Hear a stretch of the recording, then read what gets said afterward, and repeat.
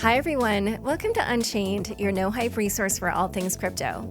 I'm your host, Laura Shin, a journalist with over 2 decades of experience. I started covering crypto 5 years ago, and as a senior editor at Forbes, was the first mainstream media reporter to cover cryptocurrency full-time. Subscribe to Unchained on YouTube, where you can watch the videos of me and my guests. Go to youtube.com/c/Unchained podcast and subscribe today. Crypto.com is waiving the 3.5% credit card fee for all crypto purchases until the end of September. Download the Crypto.com app today.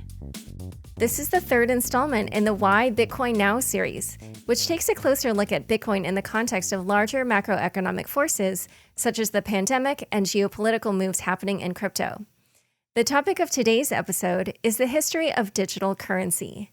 Here to discuss are Aaron Van Wirdum, technical editor at Bitcoin Magazine, and Finn Brunton, the author of Digital Cash, The Unknown History of the Anarchists, Utopians, and Technologists Who Created Cryptocurrency. Welcome, Aaron and Finn. Thanks, Laura. Thanks for having us. To really understand the history of digital currency, we need to know who the people were who were interested in creating digital currency. Who were some of these original groups of people that were working on this, and what were their motivations?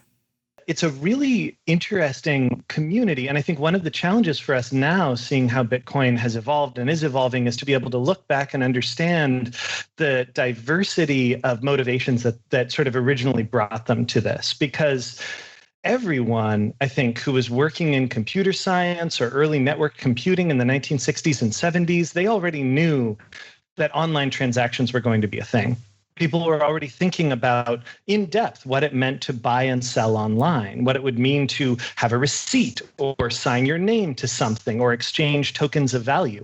And they also knew that there were ways that they could make it work that would be huge improvements over, say, credit card transactions, which were already existed in a much earlier format.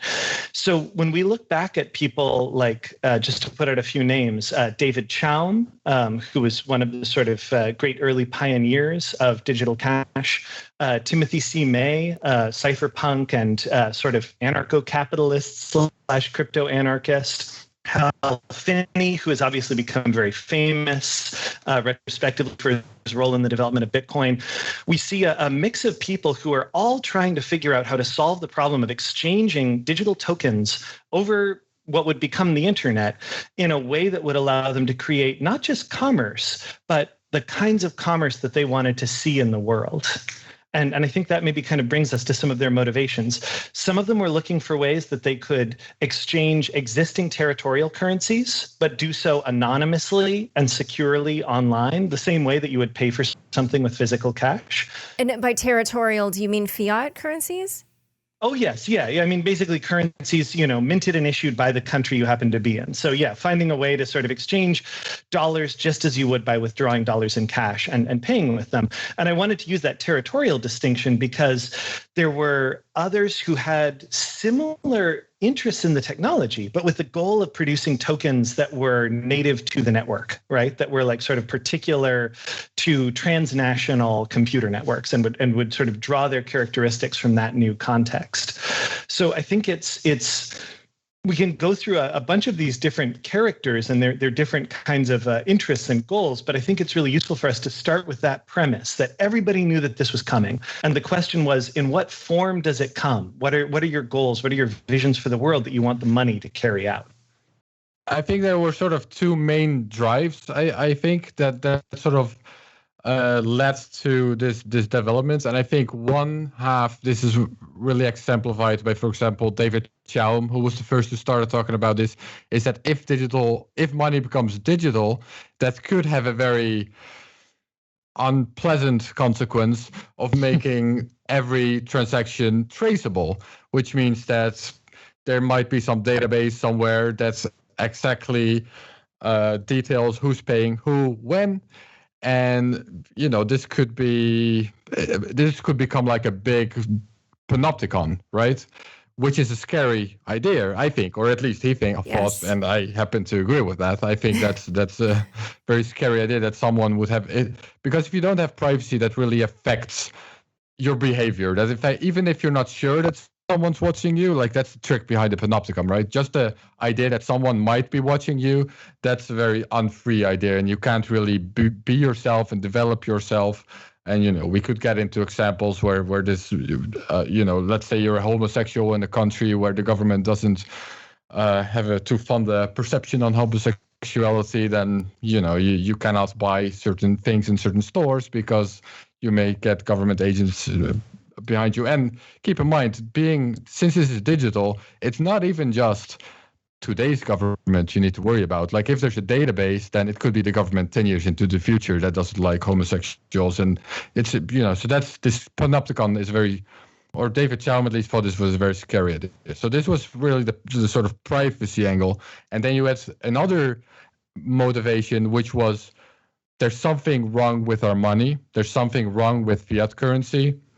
For example, Hayek wrote about this a lot, like the Austrian business cycle and how the money itself and the way central banks manage it causes. Just explain who Hayek was. I think the first name is Friedrich. Yeah, Friedrich Hayek, and or he's often also known just as Hayek or F.A. Hayek. He was an Austrian economist, and Austrian economics is a field of economics. Today, most Austrian economists aren't actually from Austria, but Hayek was actually from Austria. The University of Vienna, that's where this school of thought developed. It's a different way of looking at economics. It's more of a priori way of thinking about the world and economics. So he has, for example, and other Austrians had this critique on how money works. And I think this train of thought led Hayek at some point to propose stateless currency, so free market for currency. And I think this was another driver. I would say Chaum was probably the first, but then when some Austrians and Extropians, we'll get to that in a bit, when they sort of realized that money could become digital, they also saw that means we can reinvent money. We can make a better money. In their view, a better money. And yeah, let's talk about the Extropians, because they were sort of precursors to cypherpunks, and they're very colorful. Who were they, and what were their motivations, and what did they want to do? Well, I think this is a pretty extraordinary history, and it's also one that really weaves together those two threads that have just been so well explained. One challenge where both of those sides met, right? The privacy thread and the money reform thread, the new money thread, the global money, free money thread. One of the places where those met was the idea that there was a real danger as money became digital, that the ways that it was designed could halt or interfere with the kinds of innovation and activity that digitization might unlock, right? So from the Chaumian perspective, if your privacy is being limited, and Chaum, I think, had a really, really prescient fear about this, right? One that has come true in a lot of ways, which was basically, it's not just that that could then be used to track you, for example, but it could also be used to data mine your transactions, and just as was said, to use those transactions against you in various ways, or to potentially do things like change the prices in real time, to like gouge you around things that they knew that you had to pay for, or knew that you had to pay at a particular time, or what have you. So there's a whole sense that, like, okay, that will drive people away from digital currency, because it will be this bad deal, and B, that will dramatically limit the scope of human freedom in a lot of different directions. And then the sort of monetary reform side, right? New money, different kinds of money. Part of the fear, the notion with this, which can be debated, but the notion with this was in part that the ability of sovereign states to control their money and use tools to manage the money supply could potentially interfere with the kinds of investment and innovation and transformation, especially technological transformation, that might be possible if you had other kinds of economics at work. So the reason I say that was that the Extropians were a remarkable group in that they really unified both of those threads. And they were kind of the place where those threads met. And historically, I think the Extropians are especially significant because almost everyone who was of significance in the genesis of Bitcoin, passed through their ranks in one way or another, was a fellow traveler, was on their mailing list, hung out with them, was an active card-carrying Extropian, et cetera. So The Extropians, these two threads met, and the reason why I wanted to explain them in a little depth was to understand their unique perspective. The Extropians, as their name would suggest, saw themselves as having a kind of cosmic task, and the cosmic task was the opposite of entropy. Instead of a steady decline of complexity into noise and eventually some kind of entropic heat death, they wanted more complexity, more transformation, more information on like a cosmic scale, more life. Like they thought at the scale of billions of years. They were interested in not just like becoming rich, but becoming like, immortal minds embedded on silicon in, far future physical forms, expanding throughout the universe at the speed of light. Like that scope of ambition is a really amazing thing to consider when you think about how it reflects back on, okay, so what do you do today? What do you do this morning?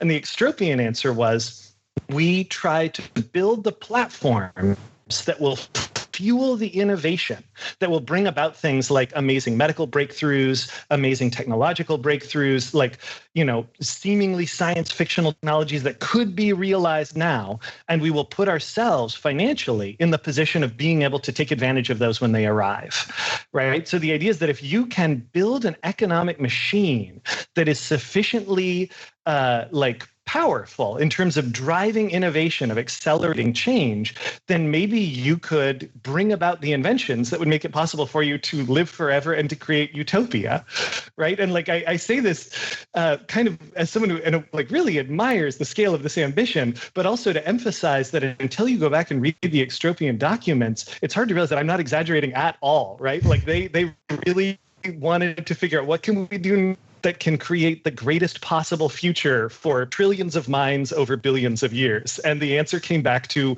one of the things is develop digital cash.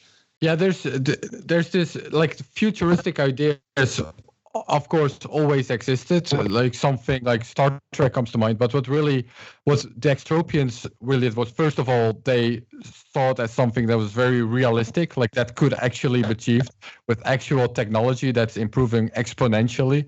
So within their lifetime, they could live forever, for example. And the other thing is that instead of some sort of Star Trekian benevolent government that is sort of like a perfect people-made central planning thing, or even democracy or whatever, the Extropian, I'm not a Star Trek fan. I don't even know exactly Me neither. what Can't help you. Like. But the Extropians, they really saw it as a free market thing. Like they had a very Austrian economics idea about it, and freedom and individuals should realize this progress, and governments was interfering with that. Like governmental regulation was standing in the way. If you just let individuals be free, if you just let markets be markets, then this futuristic utopia could become a reality. That's what I would add.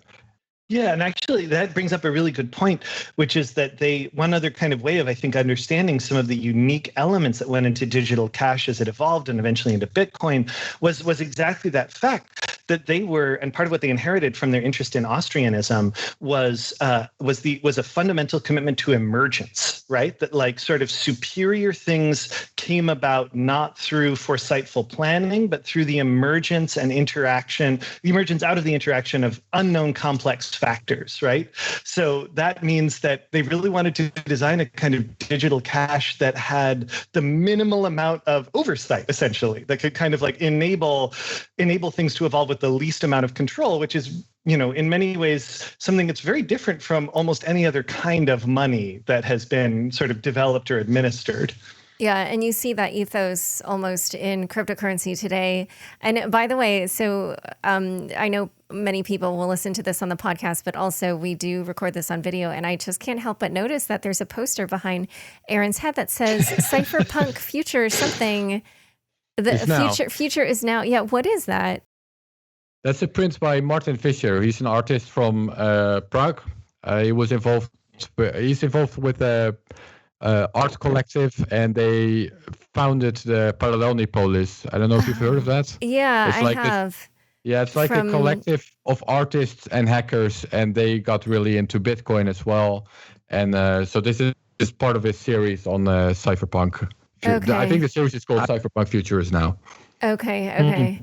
Yeah, I wondered if it was some relic. It's got an email from Tim May. I think it's the Crypto Anarchists manifesto printed on it. Oh, yeah. Yeah. Cool. Awesome. Interesting. Yeah. All right. Well, so yeah, one other just like little comment I wanted to make about the Extropians was when I was reading Finn's book, they also had reputation currencies that were kind of like almost like a personal token, basically. And there was something about it. I was like, oh my gosh, this is like cryptocurrency, but just a long, long time ago. So that was pretty funny. But anyway, I actually also wanted to ask, so what were the main problems that these creators of digital currencies were trying to solve? I think probably many of them are well known to Bitcoiners, but you know, let's just go through them so people have a baseline. I think that's skipping ahead a little bit, but that's fine. I think the main problem... because we didn't get into the cypherpunks. Yeah, the cypherpunks are like, they were sort of doing it step by step. And yes, sorry, that was the second part of my question. I forgot that we didn't get into that part. So let's talk about that. Okay, well, I would say the first problem, the main problem that any digital currency scheme had was the double spending problem, right? So if you make cash digital, if you make money digital, then the central problem there is that if you have a digital dollar bill, then you can just copy it and spend it to people, right? And that sort of defeats the point of money. I would say that's sort of the main idea, but there's many problems they solved. It was sort of a step-by-step process towards Bitcoin where they figured out to solve one problem after the other. You know, privacy is one, but let's talk about the cypherpunks. Like, how did they come out of the Extropians? How were they different? How were they similar? What were their motivations, and what was their philosophy? Can I start this one, Finn? Yeah, go ahead. Yeah. Okay, yeah. So David Chaum wanted to create digital cash, right? Like he had this idea of how to do it. He had an idea of how to create digital cash. And by digital cash, by the way, I specifically mean privacy. He was on the privacy side. He cared about privacy. This was in 1980. This was just after public key cryptography was even invented. It was pretty fast. Now, he ended up in Amsterdam because he had a girlfriend there. And then at some point, he won a government contract to create a digital toll booth system. The Dutch wanted to create toll roads on their roads through some sort of electronic system where they track which cars are driving where. Well, Chaum thought, that's not a good idea. I don't want the government to know where each car is driving. So I have a better idea. I have a private solution. He was able to convince the government that was in fact a better idea and that he was able to do it. So then he founded a company called DigiCash. And this company, he created this toll booth system, but then he also, as part of the company, he also wanted to create a digital cash system. Okay, so this digital cash system was centralized, to be clear. There was a central database at the company, but he used clever cryptographic schemes to make sure that the database, ideally, or at least the people, it's a bit complicated. It's a bit nuanced how private it was, and there was a lot of debate about this. But the general idea was people paying each other don't know who they're paying, don't know the real names, and the company shouldn't know either. Because you asked about cypherpunks, I'll sort of get to cypherpunks. Eric Hughes, he was interested. It was an American. He was interested in digital cash.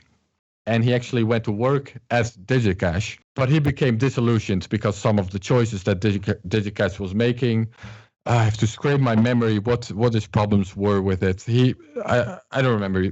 He had some problems with how it was being designed or how the company was planning to make money or something. So even I think some of it was, and you know, I don't know exactly what you're referencing, but I think some of it was the business decisions that Chaum could not make, where he was getting all these really amazing offers, like from Microsoft. That was much later. Oh, okay. That was much later. Okay. Eric Hughes was like in the early days of the company, and he immediately had some problem, and it had to do with being able to use the system offline, and that came with a bunch of trade-offs as opposed to just using it online without trade-offs. Like it had some sort of secret chip in it, that like an unforgettable chip. There's a better term for it. Anyways, that was his problem. So after a couple of weeks, he was out. He wanted to move back to California, and he was looking for a home near the coast, and he met up with an old friend called Tim May.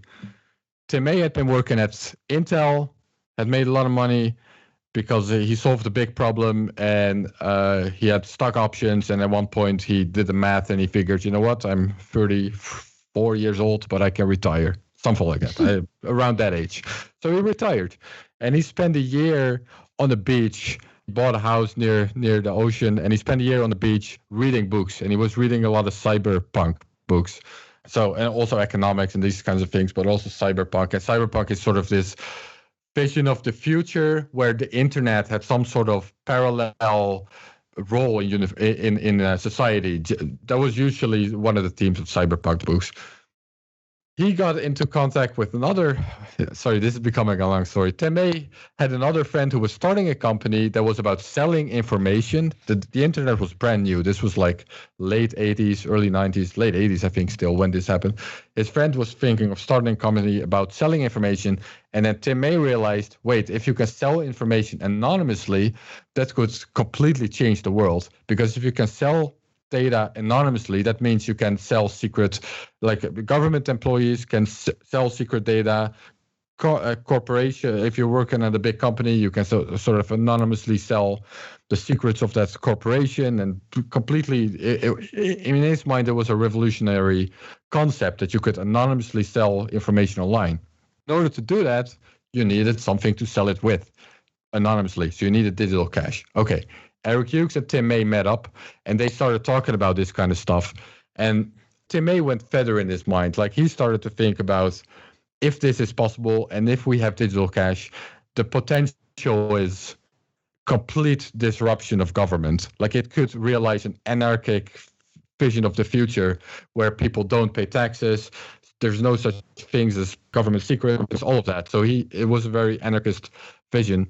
Temei and Eric Hughes started to talk about that, both super fascinated about this. And then after a couple of days, they came to they asked themselves, they questioned, if all of these amazing tools exist, because they had been invented in the 70s and 80s, if all of this stuff exists, then where is it? Why is no one actually using any of this?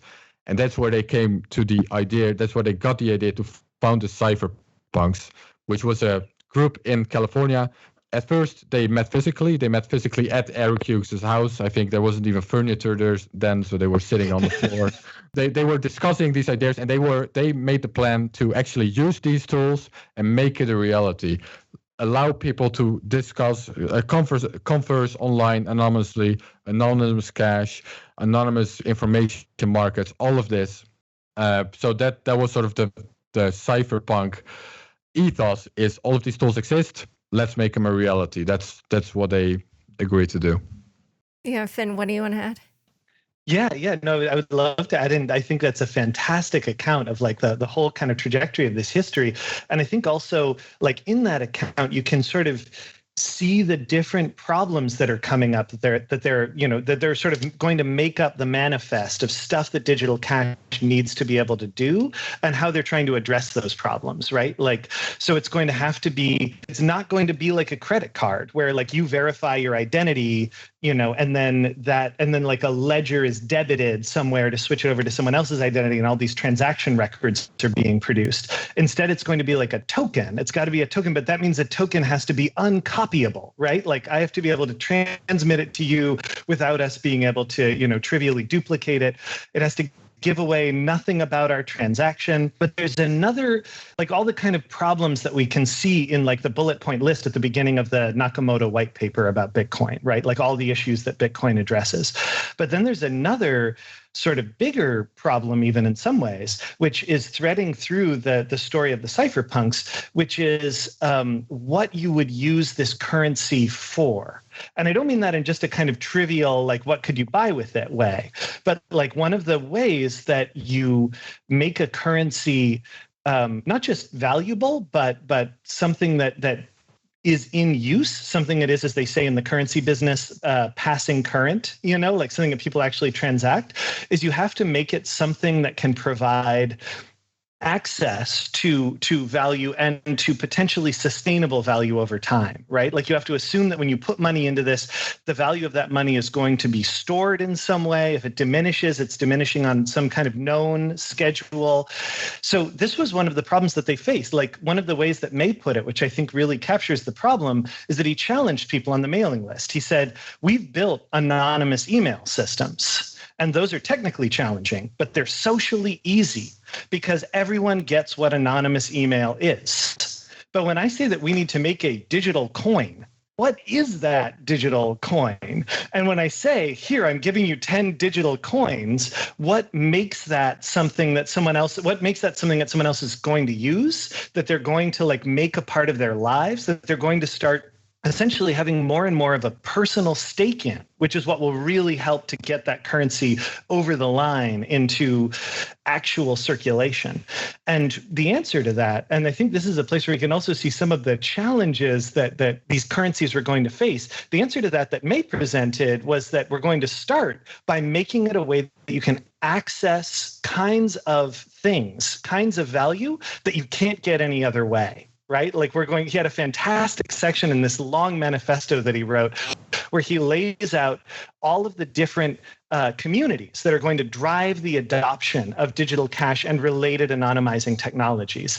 The way that we identify everything that is currently excluded by law or custom from like existing areas of commerce. And then we make this into things that can be, so from that perspective, one of the reasons for understanding the importance of that, it starts out with the idea of selling secrets. Is right that like this can make something really valuable. May hypothetically sketched out a system of crypto credits. And part of the premise of those crypto credits was that you could get them as payment for selling secrets over this anonymized secret sharing platform. That's sort of like WikiLeaks meets the Silk Road almost in some ways. And it was a direct inspiration for both of those. But he says, okay, so you can be paid in those crypto credits and then you can use those to buy other information. And this is not what the currency is ultimately going to be, but this is the wedge that helps to break apart the structure of existing currencies. This is the thing that is what you can do with this currency that you couldn't do any other way. And this is what will help to drive its adoption and circulation. And I think that really helps us understand that this was a bigger problem that a lot of different digital cash projects faced. Not just what can you use it for, but what kinds of value does this let you access that you couldn't get any other way? What's the kind of, as it were, literal, unique value proposition that this is going to offer to you? Yeah, and so now we're almost halfway through, and we haven't even dived into some of the actual solutions that came along the way. But quickly, why don't we just go over? So I think probably some of the other main problems that these creators of digital currencies were trying to resolve, in addition to double spending and privacy, or centralization, having a central point of failure was something that they had to overcome. Spam was another one. There was kind of one key technological development that happened early that helped kind of enable these different digital currencies. And this was the development of a public key protocol by Whitfield Diffie and Martin Hellman. Can you talk about what this was and why this was so significant? So this predates digital cash, right? Public key came before digital cash. So for context, before public key cryptography itself was really something that belonged in the realm of like secret agencies or government agencies or the military or these kinds of domains. These were the sort of people that were generally doing encryption.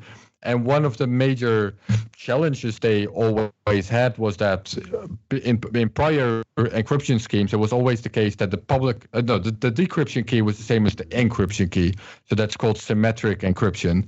What Whitfield Diffie really and Hellman really invented is this public key cryptography system where you can publicly share your key with anyone, and then anyone. So with symmetric encryption, sorry, I should have mentioned this. The challenge is that you can only communicate privately if you first met in real life in some way, because you got to exchange the key. If you exchange the key over an insecure line, then the snoop can just listen to the key and then listen to your whole conversation. So it really only works if you meet up somewhere.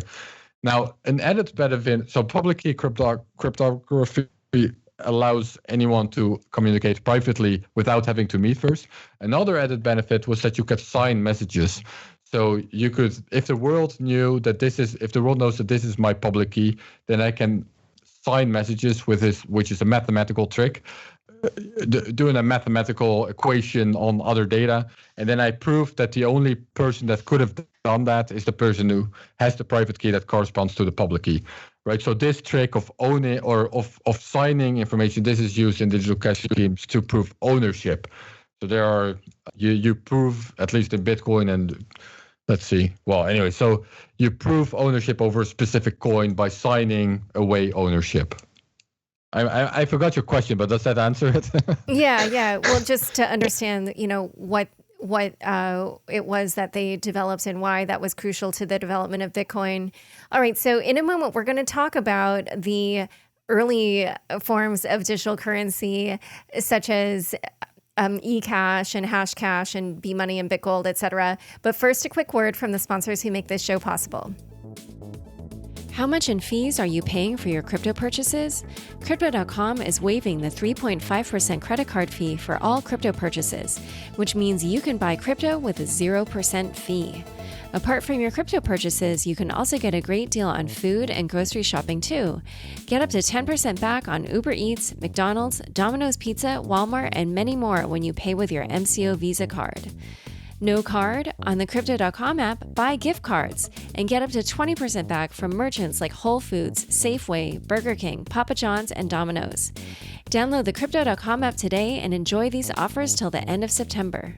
Back to my conversation with Aaron van Wirdum and Finn Brunton. So David Chaum is a name that's come up several times, and we did talk a little bit about eCash and his company DigiCash, but why don't we just dive into the details on eCash? How did it work? What breakthroughs did it contain that later led to Bitcoin, and what were its flaws? I can maybe, just kind of provide a very kind of cursory overview, which was that and one of the things that really distinguishes it from a lot of other kinds of digital cash that came subsequently was the notion that you didn't have to worry about how it was minted, right? Like you didn't have to worry about how it was created because it was not new money. Instead, it was a format that you could transfer your existing money into that would let you spend it digitally it would let you spend it digitally in a way that was as analogous as possible to exchanging cash itself.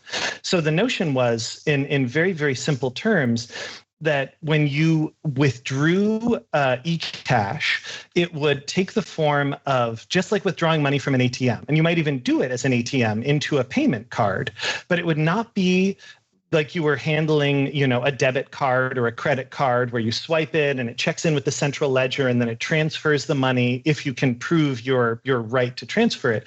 Instead, it would be as though you had an envelope of physical cash with you. If you lost that card, the cash was gone. The reason why that was especially important was that meant that you were holding a kind of digital money token that didn't need to know anything about you. So you could get into your cab or go to your convenience store, slot it in, authorize the transfer of the money. And then at that point, their point of sale terminal would be able to check in a way that ties very nicely back into how Aaron was just describing public key cryptography, that could check and say, is this money token signed by an issuing bank? Right. So there would be basically Wells Fargo's, key would be used to sign this token to say, we will redeem this token for $20, blah, blah, blah. So it would check if that was okay. If so, it would transfer that into the the wallet, as it were, the digital wallet of the merchant.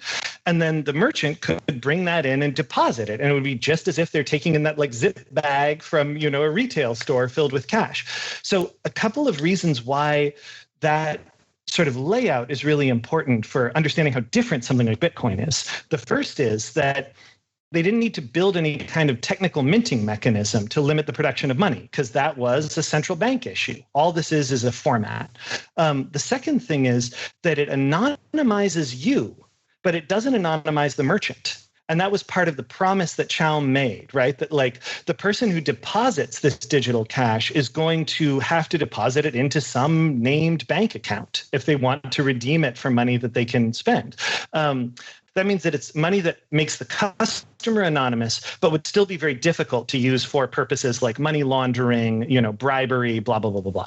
And then the sort of last tricky detail about it is goes back to that point about toll booths, right? So like, how do you make this work if you're not in a situation, because remember, we're talking about the 1980s, 1990s, we're not all blanketed in LTE data everywhere. How do you make it so that someone can't just spend the same signed money token at a bunch of different places and then and then all those merchants try to deposit it. Maybe the first one gets it back and everyone else is told, sorry, you just accepted a bounced check and we have no way to connect it back. And Chaum and a group of collaborators came up with a wonderfully elegant set of solutions that were basically such that if you spent the same money, I believe more than twice, then there was a way in which that could be used to de-anonymize that money. So there was a whole set of solutions. But again, the whole premise here is that it's not digital cash the way that we might think of it. It's literally just trying to make existing money digital.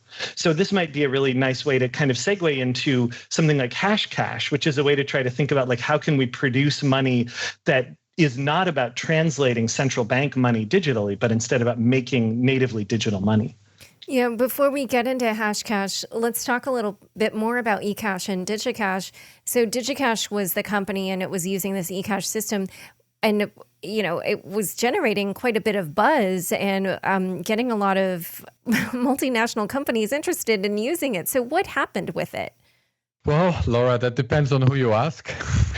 Yeah, I can confirm that. You get some different stories about how that went down. Chaum and the company was basically selling a technology. Like Finn said, they weren't necessarily creating money themselves. They were creating a money layer, like you could layer it on top of other existing currencies. So a bank could, for example, use this to issue digital cash. And apparently there was a lot of interest for this and definitely a lot of buzz around this company. It was seen as sort of one of the next big things that Silicon Valley and during the 90s people were talking about, the companies that were big then were like Yahoo and these companies. And DigiCash was definitely seen as one of the potential next big ones. Apparently, Chaum got a couple of fairly good offers. Maybe he didn't think they were as good. And for some reason, there were no big deals struck. And at some point, they started to annoy employees at the company. And that's kind of when it started to fall apart. I think this is a version of history that's hard to disagree with. The disagreement is to what extent Chaum was maybe at fault, or to what extent he was being too stubborn is what some people will claim. He definitely doesn't think that was the case. So yeah. Yeah, and I did also see. Just quickly, I did also see some people saying that he had kind of a cypherpunk sense of paranoia. That maybe some of the deals weren't as good as they appeared, and that kind of thing. Which definitely that is part of that ethos. And Finn, what were you going to say? I was just going to say that I think I think we can look back at that moment and DigiCash and really kind of understand where we are now in terms of a prediction that Chaum made, I believe in his testimony to Congress in the early 90s, which was that if we don't get good privacy protecting digital cash by design, then we are going to get digital cash that just routes around territorial currencies entirely. I think he really foresaw the idea that he had come up with a really specific framework for how this could work that would allow it to kind of play really well with existing institutions. And if that didn't come to pass, people were going to just start building their own. Yeah, that's also one of the reasons why Chaum and the cypherpunks didn't always get along as well. There was also patent debates between them. But yeah, because like Finn explained, there were actually some ways in which eCash users could be de-anonymized. There were a couple of, it would, for example, require the spender and the bank to cooperate. But anyways, so there were some weaknesses, and cypherpunks really, really didn't like that. And then they couldn't build their own version of it because Chaum had the patent. So there was friction there. But yeah, Chaum thought the cypherpunks were actually too radical. They were too radical for his taste. Like the stuff I just explained about Tim May's vision of anarchy and crypto anarchy. Chelm wasn't really on board with that, so that was so yeah, he did make this prediction. Indeed, Finn is right. He made this prediction to Congress that if something like eCash wouldn't be adopted, then something more radical would come along. And here we are. Here we are. So that was back in the 90s. And there was another development. This was proposed in 1992, which was proof of work. And it was just proposed in a paper. And obviously that's a key technology in Bitcoin. Who developed that and how does it work? And what was the original purpose of proof of work? Yeah, so the first version was developed by what's her name, Dwar and Naor? Yeah, Cynthia Dwork. Yeah, Dwork and Naor. Yeah, so it was meant as postage. I know. I'm not exactly. I've never interviewed them. Have you interviewed them, Finn? I've spoken with Adam Beck a lot. Yeah, I've chatted with Adam Beck a lot, of course, who reinvented it. So I'll just tell you Adam Beck's version of the story. Is that okay? Because I know more about that. Yeah. And I think that the motivations were similar. I think like they wanted to invent the same thing. Adam Beck reinvented it individually a couple of years later. So yeah, the idea was that during the 90s, around the mid 90s, spam was becoming an issue. Email spam, just it's free to send as many emails as you want, so you can send 10 million emails trying to sell penis enlargements or whatever you're spamming. And then there was also the thing with the cypherpunks, they had remailers. So they were offering technology that would allow you to email through them. And you could email through a network of remailers. And that it's kind of like Tor today. It had similar technology. So you could use that, but these were being spammed as well. People were just sending spam through these remailers. So that was costing all sorts of resources for the people that were running these remailers, which included a lot of the cypherpunks. They would run that stuff themselves to offer privacy to anyone who wanted it. But so, yeah, it was being abused. So they were starting to think about how can we counter this abuse? And they were starting to think in the direction of postage for the internet. But then the question is, how do we do postage? Now, one way, I should note, another solution to deal with spam is to have it banned by the government. But the problem with having it banned by the government is that you get the government involved in deciding what kind of data people can send to each other. And the cypherpunks really didn't like this idea, in part because, this would be the camel's nose under the tent. That's the English expression, right? Like if you let government decide that, then who knows what else they'll decide, and it will end with like driver's licenses for the internet and all that. So they wanted to come up with their own solution for that. And the solution they were thinking is like, we need a postage system. So we need something that resembles postage. And there were a couple of ideas about it. One idea resembles eCash, just use eCash as postage, but eCash wasn't really ready yet, and they had their own problems with Shelm and all of that. So then at some point, Adam Beck came up with the solution of proof of work, hashcash, which meant that there were implementation details that could differ, but the general idea was that if you mail someone, that you need to actually first solve like a puzzle. It's not really a puzzle. Actually, Dwarfs and Naor's version was a puzzle. Adam Beck a bit different, but you need to prove that you spend energy, which means you hash the email a bunch of times until you get a hash of the email that would be considered valid by whoever's accepting the email. And because not all of the hashes would be considered valid by the protocol, you'd have to try a bunch of times. This costs a little bit of energy, and only if you've done that, they will accept the email. Otherwise, it will just bounce. Now, the idea is that if you're sending an email alone, it would just cost you 5 seconds of computing power or something like that. So it's not really a big deal. If you're a spammer trying to send out penis enlargements emails, you have to do that 10 million times, and that's 10 million times 5 seconds. And now all of a sudden, it's going to be super expensive to spam everyone in the world or spam these remailers. So that's at least Adam's Beck motivation for coming up with that. I'm assuming Dwarf and Naor had a similar idea of the problem. And just for people, because now we're getting a little bit technical, and I know not all of my audience is very technical, but a hash is like a random string of numbers and letters, and it's kind of hard to create, but easy to reverse and engineer to check it and verify it. And so that's it's kind of commonly used now in Bitcoin and cryptocurrencies, but. Now let's just talk about hashcash. We've been talking about Adam Back, and in 1997, and currently Adam is well known. He's the co-founder and CEO of Blockstream. And in 1997, he proposed hashcash to the cypherpunk mailing list. And so who was he at that time, and what was hashcash, and how did it work?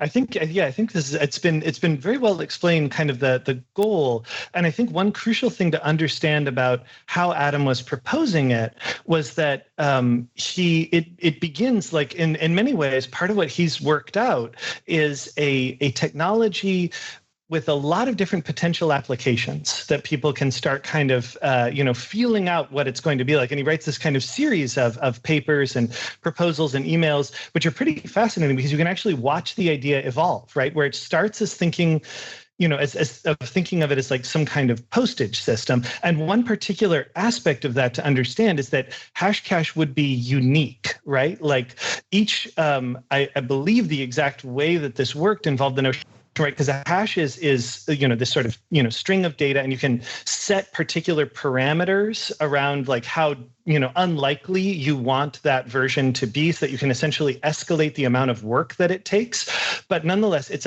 a string of data that's based on existing data. And so part of the original sort of system for hashcash was the idea that the original data would be, for example, your email, the exact timestamp when it was sent, the from and to, and so on. And the reason for that was that would make it so that a spammer could not simply like generate hashcash in 5 seconds and then just Control C, Control V onto 10 million emails. So the idea is that it has to be like uniquely generated for each message. So the reason why that's especially interesting is that it begins to dawn on all of the kind of the circle that Back was working with, the larger kind of cypherpunk community, that if there could be a way that you could use hashcash to not just create like unique one-off, like, bits of proof of work for particular emails, but as some kind of effort limiter that you could like reuse or link to some like larger project, well, there might be a lot more that you could do with this technology. So I believe it's 2002, Back has been reading and thinking about some posts by Wei Dai, who has become obviously like very famous in our world, in our community, for coming up with the B money model and a variety of different kinds of ways of thinking about digital currency, and making a lot of contributions to cryptography more broadly. And part of the premise of B-money is that, okay, what if we had a kind of digital currency that we could exchange, and that all of the people who held it could collectively be part of the, as it were, bank that issued it. And Back begins to talk about, well, what if you could actually use hashcash as a kind of minting mechanism for a currency, right? So you could actually use hashcash as a way of saying, we will make it this level of difficult to produce new currency. And then if there's too much currency floating around, the community can make it this level of difficult and slow down the production of new currency for a while. There's a lot of different ways of thinking about this, but now you can start to see an answer to that question of not just what stops double spending, but what stops you from flooding the market by Control C, Control V-ing your currency over and over again. Well, maybe the answer is a hashcash-like tool that can like slow down or moderate or demand work for the production of digital money. And so that's where we see how ever used. There were some interesting like test versions, and there have been like other applications that are not in this exact lineage of people using these kind of like small scale proofs of work. But as far as like being applied to money goes, I don't know from the institutional side, but from the cypherpunk side, I believe people start really exploring how to use these ideas, and they always credit Back, and they're all in conversation with each other, but it doesn't necessarily take the form of hashcash as such, right? Like they definitely were actually able to get it to run. Like we have, emails that Hal Finney was sending that are kind of experimenting with hashcash. But when we start to see it actually being used, it's often in the form of something like Hal Finney's reusable proofs of work system, where he basically said, like, he came up with a really ingenious way to have proofs of work that you could generate, that you could then essentially turn into a server that would say, like, okay, this has been deposited with me. I'm going to verify that this is still valuable, and then I'm going to issue it again that someone else can use it in an exchange. So we can see the premises of digital currencies appearing based on hashcash, but that's kind of where they're already starting to mutate. It turned out that if you put a hashcash filter on your email inbox and no one is using hashcash, then you're never getting any emails. So it sort of had this chicken and egg. It had sort of this chicken and egg problem, and as hashcash for email, or that never really caught on. But like Finn said, it was a major milestone. What it sort of did was it tied real world resources, namely energy, and it tied it into the digital world. So now you had something digital that proved that it had real world resources being burned in this case. Like it tied the real world to the digital world. So that was sort of the big, and that's why people start thinking about it in terms of money, because for money money needs to be scarce. That's one of the things money needs to be. So if you can tie real world scarcity to it, then that works. The problem with hashcash as money was that computers get faster every year, much faster every year. So then it gets much hard, you have this risk of inflation. If you have a certain difficulty for which hashcash would have had, then it gets easier to create new money every year. And after a couple of years, the system gets overrun by inflation, cheap money. And like Finn said, so that was sort of the next problem they had to solve. Like, how do we solve this inflation problem? And that turned out not to be so easy. Yeah, and eventually it did get resolved with Bitcoin. But before we get to that, two things. So first, let's just very briefly talk about who Hal Finney was, because he's so important and we haven't really discussed him. And then we'll talk about B-Money, because that was the next digital currency. So just very briefly, who was Hal Finney? Hal Finney was a digital currency enthusiast from the earliest days. He was on the Extropian mailing list, and the Extropian meetings, where he was already, that was sort of his thing, digital cash. And then he became part of the cypherpunks. And again, he was always on the sort of front line of the discussion of digital cash and what it should be. And every time someone had a proposal, he was the first to jump on it, review it, explain it to others. At some point, he created his own digital currency, RPOW, which Finn briefly mentioned, which was based on proof of work and had this the same type of chip that I mentioned in the context of Chaum system. With this, there's a better term for it, which is escaping me. The unforgeable type of chip. That's what they used. But Hal Finney was always there. He was always on the front line of digital currency discussions, debate, review. He was very much a figure of, and I feel like it's really important to capture the way that when you look back over the history of digital cash, he's always there, just as was said, right? Like, to the point of being, like Nakamoto's correspondent and key figure in the very earliest days of Bitcoin. But he was also, in a way that I want to especially because he passed away, quite young relatively and very, tragically and unfortunately, that he also had a real role of emotional leadership in a lot of ways, through the whole history of this, when he was, just arguing with cypherpunks about directions that they could be developing digital cash tools. He said that, and this always really struck me in the context of, this just mailing list where people are arguing over technical points. He said, we may look back on this and understand that this was the most important work that we have ever done. He was really someone who kind of carried the torch for a lot of these projects. So he is someone as well who I think helps us kind of segue maybe into the Bitcoin era a little bit, because he really carried a lot of these same projects and ideas and questions straight from the periods we've been talking about into Nakamoto's publication. He was also, just to mention that, he was also a major contributor to GPG in the early days. Which PGP, is, am I saying that right? Yeah. Yeah, pretty good privacy, which is, just remind me what it's a protocol for, is it encrypted? For public key cryptography, yes, to communicate, which was sort of the first implementation of that idea that Whitfield Diffie and Hellman invented. Okay, yeah. And so, yeah, let's move on to B Money, which brings in another character who's really important. In 1998, Wei Dai proposed B Money. And Aaron, in an article on B Money, you called it Bitcoin's first draft. And I remember when I read about it in Finn's book, I made a little note, is B Money the closest precursor to Bitcoin? Because when I was reading it, I was like, whoa. But let's talk about, who was Wei Dai? And then, Aaron, why did you call B Money a first draft of Bitcoin? Well, I actually had to correct that, Laura. I think I mentioned it in a note in the article because it turned out that bitgold, and so there was Szabo's proposal, and B-Money. I think bitgold actually predated B-Money. I didn't know that when I wrote the article, but it was very close. Like they were discussing on the same mailing list. Szabo and Waidai and others, they were on the same mailing list, not just the cypherpunk mailing list, also another one.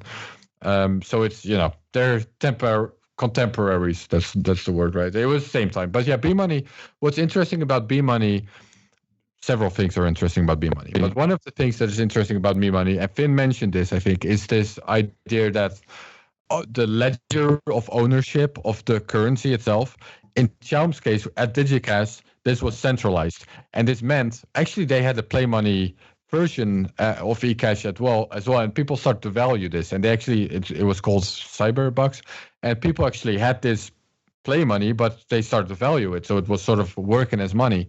But then when DigiCash went down, then all of a sudden the central server was down, so their money was gone, right? So it had this central point of failure. B-Money was one of the first attempts to solve this. So instead of a central point, instead of a central server that was maintaining the balances of everyone, they shared this. Now, it's a little bit hand-wavy how they would have done this and how they would have solved certain problems, or to put it differently, they didn't solve all the problems, but it was a big step. But I would say that was probably the most important idea. That's what I focused my article on, at least. That's the ownership of balances was maintained on a decentralized distributed ledger. Every time someone makes a payment, everyone updates their ledgers. So everyone has the same idea of who owns what, not just one person. So there's no central, nothing can be shut down. No one can cheat. No individual can cheat about how much they own, because then the rest of the network would just notice that and not accept that version. There's no pressure point for the government to target and to maybe install all sorts of regulation, these sorts of it. By distributing the ownership of currency, that was you do away with the central point of failure. I would say that was the big innovation that both B-Money and bitgold around the same time brought to the world. And what was the flaw in B-Money? Like, why didn't it go anywhere? There were a couple of problems with it. I would say one problem was so for example, the double spending problem was not really solved, because if I copy my coin, so to say, and send the same the same coin to two different people on two different parts of the network, and they do it at the same time, then they both haven't updated their ledger yet for the other transaction. So it sort of conflicts then. They're both going to argue that their transaction was first, and there's no way for the network to sort of resolve this. Now, he had some sort of idea of maybe having tiers of users, where some users would be sort of like power users and others would be more like client users. And then these power users would have to sort out who was first. Another problem, I would say, is how to get the money into circulation.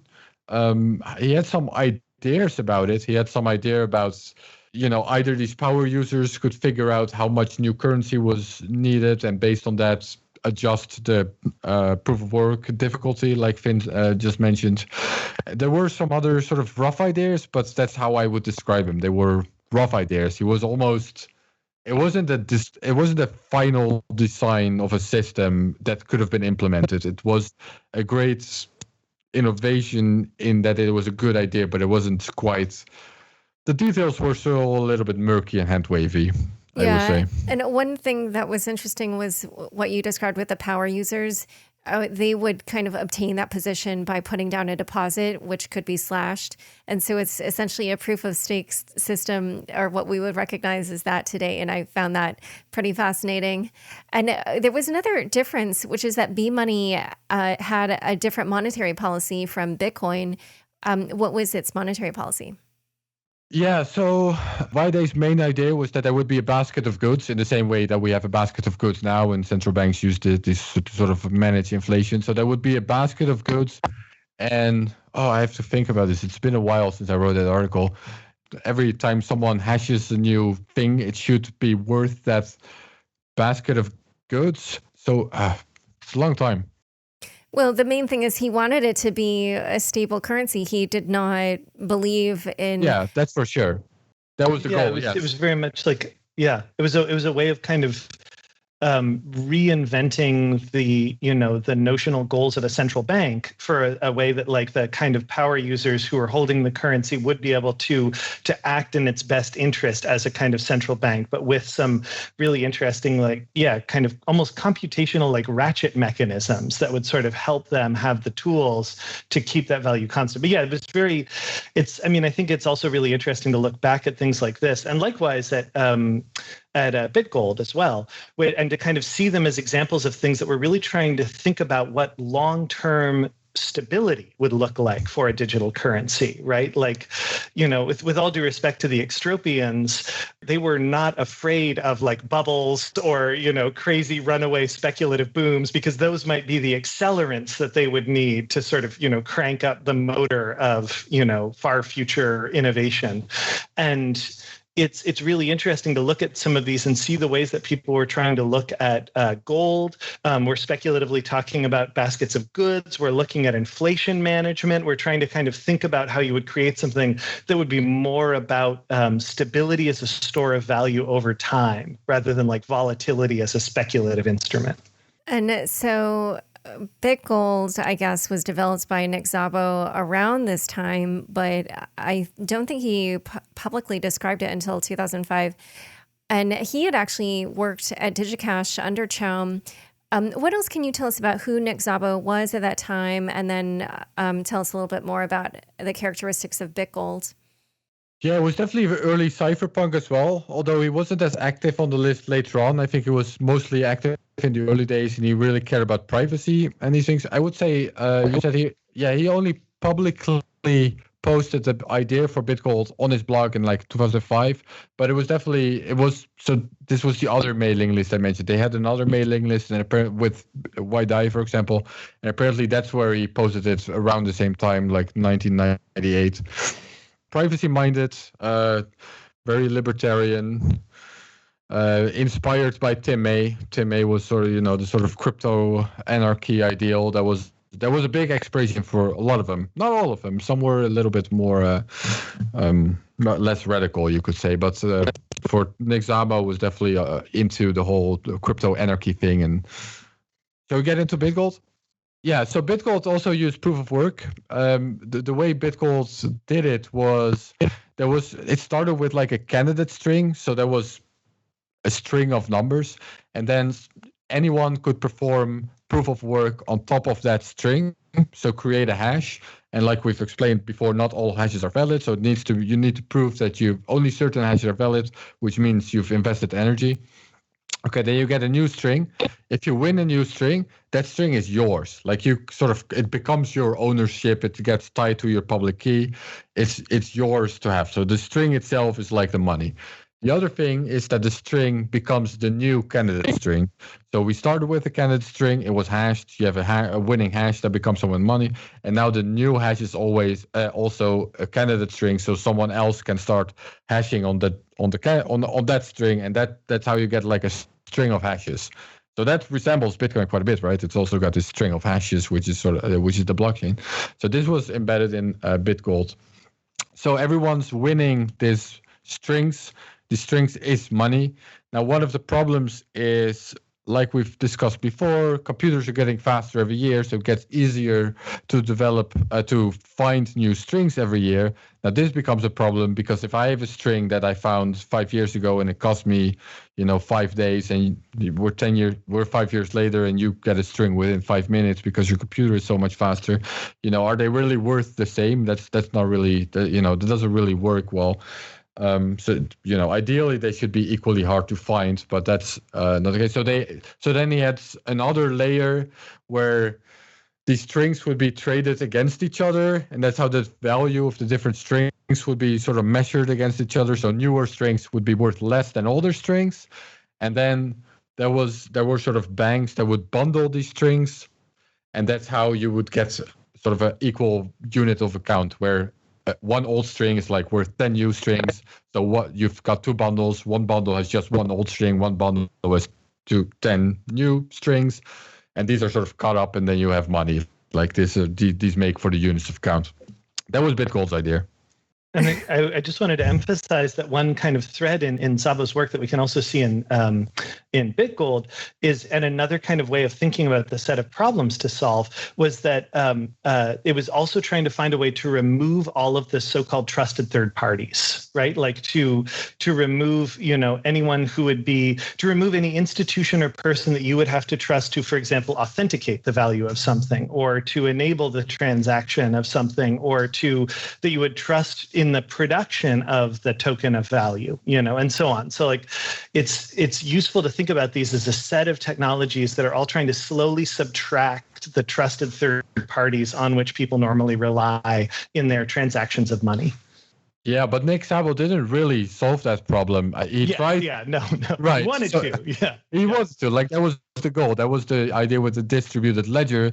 But then it was, that's a very hard problem to solve, it turns out. And he came up with, so that's called Byzantine fault tolerance. Am I saying this right? Yeah. Yeah. Byzantine fault tolerance. It were like the type of systems that maybe airplanes would use. Like several of the computers must all fail at the same time, but then it becomes tricky. Like who's actually running these computers? And he, for example, didn't really solve the Sybil problem, which is anyone can fire up 1,000 fake nodes, the sock puppet problem, and then sort of mess with consensus and, all lie about who owns what. And then you're joining the system as a new user, and everyone's, all of these thousands of sock puppets are telling you one thing, and then these other computers, these other nodes are telling you another. Who's telling the truth? This wasn't a very properly solved system yet for bitgold. That was a big challenge. Mm-hmm. And so then after that, Satoshi did come out with Bitcoin. In what ways did Bitcoin improve upon bitgold? So Bitcoin did something extremely clever. Satoshi did something extremely clever because he solved two big problems at once. So one problem we've been dealing with is how do you get currency into circulation? And the other problem is how do you get everyone to agree on the state of balances? Now, Satoshi actually tied these things together. So there's one way of getting new currency into circulation, which is through proof of work. And by the way, in Bitcoin, it's not the proofs of work themselves that are money. It's just a way to determine who gets the new money. So there's sort of another abstraction layer there as well, which I think is also very important, by the way. So that's one thing. There's sort of this lottery of who gets the new money. And then the winner of this lottery also has the right to determine, I'm simplifying, but gets the right to determine, okay, this is the real state. If there isn't consensus, then this is now the consensus. The winner gets to decide. If there's two winners at the same time in coincidence, then it's the next winner after that. And then ultimately, this is how it resolves. So it's these two problems that were solved in the same solution, which is, that's sort of the brilliance of Bitcoin, I think. And we talked about Hal Finney a little bit earlier, and he was crucial to the launch of Bitcoin. Can we just tell a little bit about that story? Yeah, I mean, Finney was on that mailing list and responded really promptly. I mean, one thing that is often forgotten when we look back at Bitcoin is how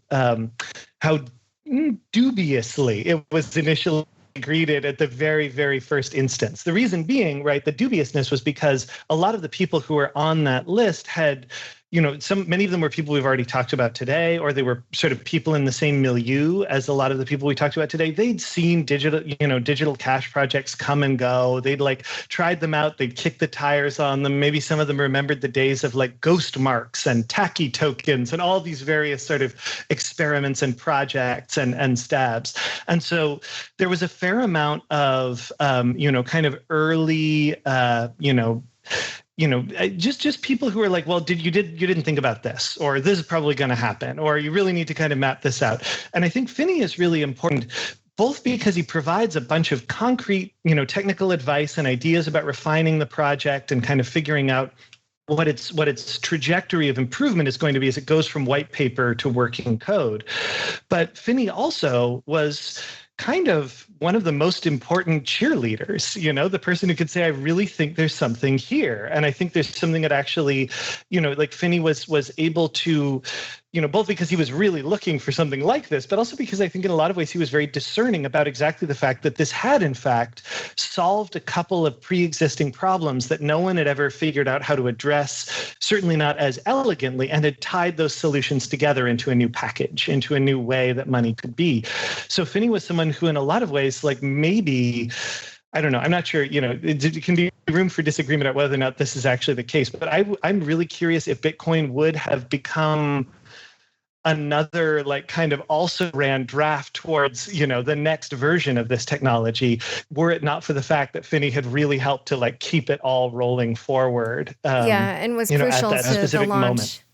Because he was receiving the transactions, and and I would add that I think Finney, apart from maybe Satoshi, I don't even know about Satoshi, but I think Finney has the first sort of quote that I think shows that he understood sort of the value proposition of Bitcoin, or understood why its value would or could bootstrap, right? Which is this digital scarcity, which is that, because it's interesting, Finney did a lot of work on prediction markets as well. I won't get into prediction markets entirely, but it's sort of predicting the future with tokens. It has a lot of like odds related, like what are the odds of something happening, and then Finney sort of did the math, like what are the odds of Bitcoin succeeding? Maybe very small, but what are the odds, and what would a Bitcoin be worth then? And then if you sort of do the math, then he concluded, well, that means if there is any chance of Bitcoin succeeding, then it's got to have some value, because the odds, like, it can't be zero. Like, there's got to be some value. And that's how, that's sort of how Bitcoin's value bootstrap, through the scarcity and through this sort of odds, thinking in odds. I thought that was a great early quote by Finney, where he sort of understood why this could actually be big and might as well, it's got to have some value. And then from then it could bootstrap.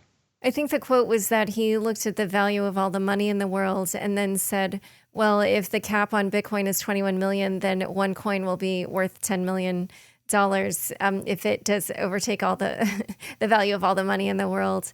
And then you can think, how much would it cost to mine one? And then you can sort of do the odds, like, is it? And then I think the math he got to is like, if the chance is even 100 million to 1 that it will succeed, then you should probably get some, because you're getting it a good deal. Yeah.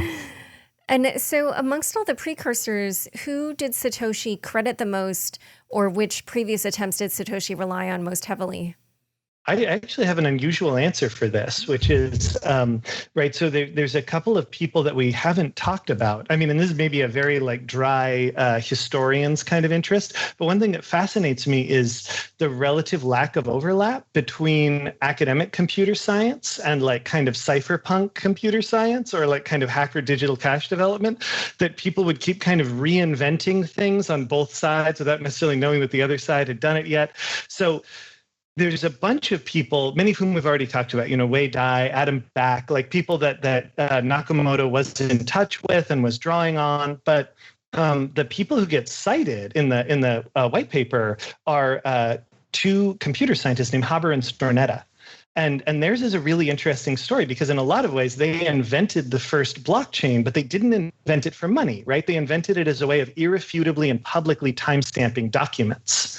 And their particular interest was actually kind of an amazing one to think about when we look at how Bitcoin now works, which is, right, so you have like bench lab notebooks where you write in your results, and there's all these physical mechanisms that make it so that we can be sure that you aren't like fiddling with your numbers after the fact. You know, there's like numbered pages, sewn in bindings. They said, how do we do that digitally? We come up with a publicly verifiable mechanism, no trusted third parties, that relies on blockchain technology in their kind of earliest form. And then we will periodically like publish the verification hash in the lost and found section of the New York Times, and everyone can use it to prove to themselves that this system is still working. So the reason why I say that is I think that's one other thread that I think is really worth remembering in all this, is that there's this whole history of like changing the world through currency. But then there's also a more abstract but equally important history, which is how do you irrefutably timestamp something digitally? How do you create a digital mechanism that allows you to say in a way that everyone can trust that this happened at such and such a time? And that I think is something that we can really see in all the ways in which Bitcoin itself then like led to all of these other blockchain applications that have continued to kind of run with the way that it was reintroduced through Bitcoin, but then are now using it for lots of different kinds of proofs. Aaron, do you have? Yeah, well, I can't. I don't know Satoshi. I can't look into his mind. I don't know who inspired him to what extent. I will say, if I'm just looking at the different projects that we've discussed or that are out there, then bitgold is really pretty similar to Bitcoin. It was like getting pretty close. And it's, it's notable that Szabo wasn't mentioned in the white paper. Satoshi did later mention that Bitcoin was an implementation of bitgold somewhere on the Bitcoin Talk forums. So I don't know. I can't make any claims on behalf of Satoshi, and I'm not gonna. I'll just, from my own perspective, bitgold looks an awful lot like Bitcoin. And in your research, I agree completely. For both of you, who did you come to believe was the most likely candidate or candidates to be Satoshi Nakamoto? I don't care. I mean, I don't know. It doesn't matter. It doesn't matter, Laura. He wanted to remain anonymous. That's my answer. Yeah, I have a little bit of a really honest answer, even though it sounds like a historian's like head fake, which is basically that I think that culturally, historically, the fact that Nakamoto not just is anonymous, but could be anonymous and still have this level of effect is actually far more consequential than any specific known identity could be. I think it tells us a lot more about the context and the goals and the sort of historical situation of Bitcoin than if we could definitively say that it was this or that person. You guys, it matters. It matters a lot as well that we don't know and it's anonymous, because that's the whole point of Bitcoin. It can operate without anyone in charge of it or without anyone leading it. That's why it's so brilliant. Sorry, Laura. That's the only answer I'm gonna give you. I know why you asked, but this is I was just about to say you guys both copped out, but your answers they make sense. All right. Well, this has been quite the tour through the history of digital currency. I really, really appreciate that you guys both came to discuss it. Why don't you reveal where it is that people can learn more about you? People can find me on Twitter at Aaron Van W. I still write for Bitcoin Magazine. Not just write, I also do podcasts and videos and these kinds of things. So just on Bitcoin Magazine in general. If you speak Dutch, we have our Dutch podcasts, which is The Bitcoin Show, which you can find on YouTube or podcast apps. Finn. I am at finnb.net. I'm very old-fashioned. I just have a website, but there's links to all my books and other materials there. Great. Well, thank you both so much for coming on Unchained. Thank you. Thank you for having me. Thanks so much for joining us today. To learn more about the history of digital currency, check out the show notes for this episode. Don't forget, you can now watch video recordings of the shows on the Unchained YouTube channel. Go to youtube.com/c/Unchained podcast and subscribe today. Unchained is produced by me, Laura Shin, with help from Anthony Yoon, Daniel Nuss, and the team at CLK Transcription. Thanks for listening.